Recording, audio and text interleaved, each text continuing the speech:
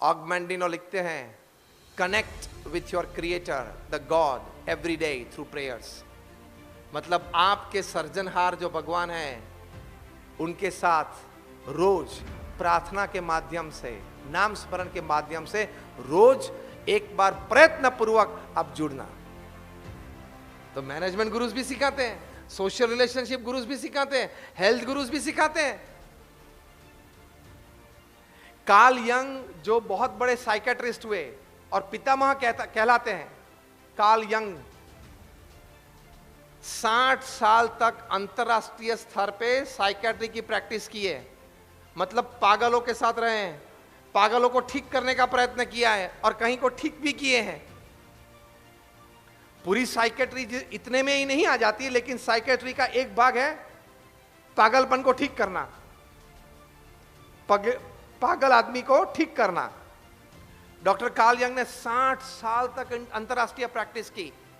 उनके जीवन चरित्र में डॉक्टर कार्ल यंग ने लिखा, 60 साल तक मैंने पागलों को ट्रीट किया है, लेकिन अब सुनना, लेकिन 60 साल में एक भी व्यक्ति को मैं ऐसा नहीं मिला हूं जिसको भगवान में श्रद्धा हो और उसको मेरे पास आने की जरूरत पड़ी हो।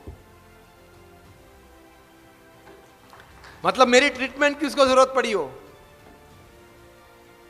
तो ये भगवान में श्रद्धा का लाभ है, जीवन भी बेहतरीन होगा। और जो सबसे अंतिम ध्येय हमारे सत्शास्त्रों में है,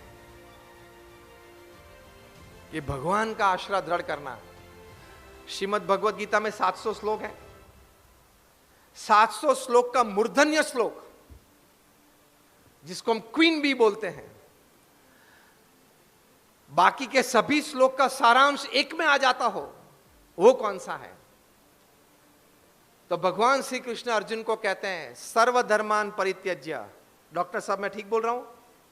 संजय जी का अभिप्राय इस बारे में लेने पड़ता है। सर्वधर्मान परित्यज्य मामेकम शरणं व्रज अहम त्वाम सर्वे पापेभ्यो मोक्षयिष्यामि मा शुचः। अर्जुन को कहते हैं बाकी के सब विचार छोड़ दे, ये होगा नहीं होगा, कब होगा, कैसे होगा, ये सब विचार तू छोड़ दे, मैं जो कहूं वो करने लग, मैं सर्वे पाप से तुझे मुक्ति दिला दूंगा। ये भगवान के शरण की बात है। प्लास्टिक का धंधा करते हो तो प्लास्टिक का शरण लेते हो, हाँ या ना? जिसका धंधा करते हो उसका शरण लेते हो, तभी तो पैसे कमाते हो। तो उस चीज का शरण लेते हो तो भगवान के शरण में क्या तकलीफ है? और कहां ज्यादा समय देना है? सुबह में कुछ 10 मिनट नाम स्मरण करें, वो प्रेरणा है। रात को 10 मिनट सोते वक्त भगवान का नाम स्मरण करें, वो डिटॉक्सिफिकेशन है, डिस्ट्रेसिंग है, तनाव कम हो जाता है, फ्रेश हो जाते हो। और पूरे दिन में क्रिया करते करते यही मानना कि भगवान श्री कृष्ण ने जो अर्जुन को कहा, कर्मण्यवाधिकारस्ते मां फलेषु कदाचन। अर्जुन को क्या कहा कि तेरा अधिकार क्या है? तेरा कर्म करना। तेरे को जो बुद्धि शक्ति मैंने दी है उस अनुसार तू अपना कार्य कर। फल भगवान कृष्ण कहते हैं मैं नक्की करता हूं। और यह बात की अनुभूति आप सभी को होगी, मैं तर्क से प्रूव करूंगा। आप सभी को 2 प्रकार के अनुभव होंगे, दोनों में आप हां कहेंगे। देखना, पहला अनुभव, कई बार आपने बहुत अच्छा प्लानिंग किया, एग्जीक्यूशन अच्छा किया, अच्छे लोग साथ में थे, तो भी निश्चित परिणाम प्राप्त नहीं हुआ, हाँ या ना? दूसरी साइड, कोई बार प्लानिंग कम था, एग्जीक्यूशन कम था, आपके पास संसाधन मतलब रिसोर्सेस कम थे, समय कम था, जल्दी में वो काम निपटा दिया, फिर भी परिणाम आपकी अपेक्षा से परे ऊपर आ जाते हैं, हाँ या ना? ये अनुभव ही है ना? हाथ ऊंचा करें आप ये दोनों प्रकार के अनुभव के लिए। तो हमें ये दोनों प्रकार के अनुभव है। मतलब क्या हुआ? कभी आपने गौर करके ठीक तरह से अंतर्दृष्टि करके सोचा है कि कभी यार प्रयत्न अच्छा किया था फिर भी परिणाम कम मिला, कभी प्रयत्न कम था फिर भी परिणाम अच्छा मिला? तो ये कर्मण्यवाधिकारस्ते मां फलेषु कदाचन, कि तू कर्म कर, परिणाम मैं नक्की करता हूं। तो परिणाम वे नक्की करते हैं। तो कभी कम प्रयत्न में बड़ा परिणाम दे देते हैं और कभी बड़े प्रयत्न के बाद भी कम परिणाम देते हैं। वो तय करते हैं। फिर क्यों रोता है? फिर तू रोता क्यों है कि मैंने इतना प्रयत्न किया फिर भी मैं फेल हुआ, इतना प्रयत्न किया फिर भी धंधा जमा नहीं। वो उसने जमा नहीं दिया, उसने उस धंधे को जमने नहीं दिया, क्योंकि आपके पास कुछ और करवाना था।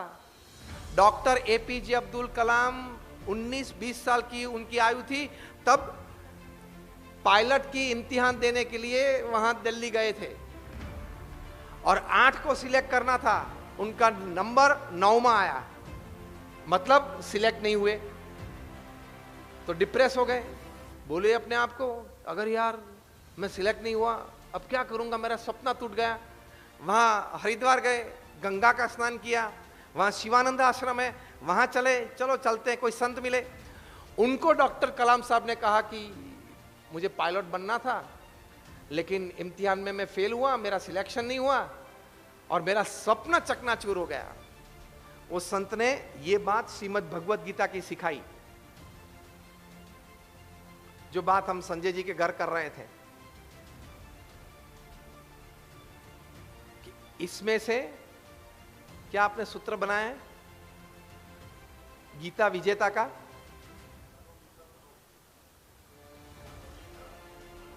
जानो गीता बनो विजेता।